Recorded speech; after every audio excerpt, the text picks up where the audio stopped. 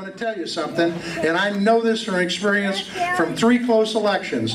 If folks go out and vote, you know who the next congresswoman is going to be from the Western District of Montana? Monica Tranel. Give it up for Monica Tranel! Thank you so much, Senator Tesser. What an honor and a privilege to have you here with us. And to all of the candidates here tonight, it's been an incredible journey that we have shared together, all of you. And thank you everyone who's been in this journey in Missoula with me. You know, I have to say, after 18 months, 45,000 miles on my minivan, 1,000 of which were in the last 24 hours, I started this morning at the Sunrise Rotary Club in Kalispell. Mariah's Pass, Cut Bank, Browning, and here we are. So, you know, that's what it's going to take. That's what it is going to take. But we did this for a reason, because, as Senator Tester said, it is serious. And we always knew that our best shot was to have it even 4 days out. We knew it would come down to the sprint, and the sprint is always hard, and what we used to say is you can't train for the sprint.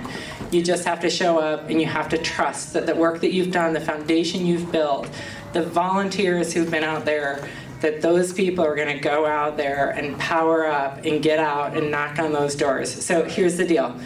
We have 10,000 doors that we need to knock in Missoula County between now and 8 p.m. on November 8th. 10,000 doors.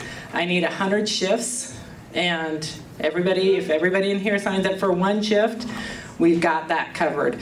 We got to get the university voters out. We got to get our ballots in. The sooner we get them in, the better we beat that storm that's coming.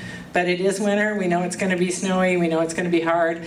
But we're in Montana. We're Americans. We're not Americans, and we're going to do this. It's great to be in Missoula, folks.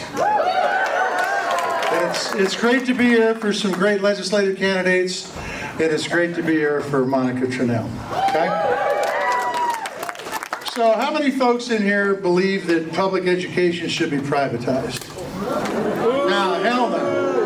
How many think that Social Security and Medicare should be privatized? For you guys who've served and gals that have served in the military, how many think that the VA should be privatized? Now, let me tell you something. That's on the ballot this time around. But there's even more that's on the ballot this election cycle. It's called a little thing called democracy. This is a fact. This is a fact. This is why this election is so damned important.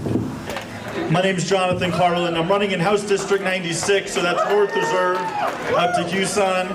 And to give you guys a sense of just why we're trying to get out the vote and just how close these elections are, my district's flipped every election cycle for the last decade, and the last Democrat in 2018 won by 29 votes. And in 2020, it was a Trump-Biden tie, and I don't mean some sort of statistical tie. It was a tie down to the single vote. And so if we keep these margins in 2022, that means literally texting one person that you know that lives west of Reserve Street and reminding them to vote. That can be the difference between a supermajority and a more balanced legislature. And I know that Dylan, our MBLCC coordinator, is in here, and if you're, Dylan's amazing. It's public education. It's keeping Greg Gianforte out of the doctor's office. I mean, there's so much at stake here with this election. And so, you know, like I said, these races come down to individual votes. It's a couple of households. So I appreciate everybody's support. It's been humbling, and your help is in these next few days is going to be critical. So thank you.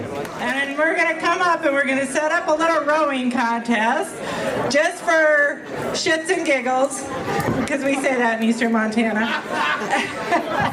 I'm ready! I'm ready!